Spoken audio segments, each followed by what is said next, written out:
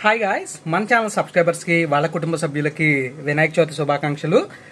మీ చిన్నప్పుడు వినాయక చవితి ఎలా సెలబ్రేట్ చేసుకున్నారు? ఏమన్నా ఫన్నీ మూమెంట్స్ ఉంటే కనుక కింద కామెంట్ సెక్షన్లో తెలియజేయండి.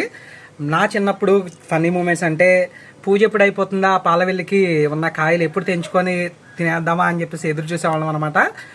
అందులో ముఖ్యంగా మొక్కజొన్న పొత్తుల్లో ఎక్కువగా ఎక్కడ కాల్చాలి, ఎక్కడ ఉడకబెట్టుకోవాలి, ఇలా చాలా ట్రై చేసేవాళ్ళం. ఇప్పుడు ఎలా మొక్కజొన్న పొత్తు కాల్చుతాననేది మీరు చూసేయండి. వినాయక చవితిలో పాలవెల్లికి ఉన్న కాయ తెంపేశాను ఆల్రెడీ. సో ఇప్పుడు ఎలా కాల్చుతుందనేది చూడండి. చిన్నప్పటిలాగా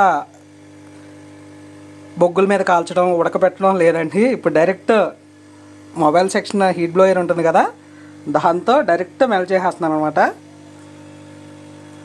తొందరగా అయిపోద్ది.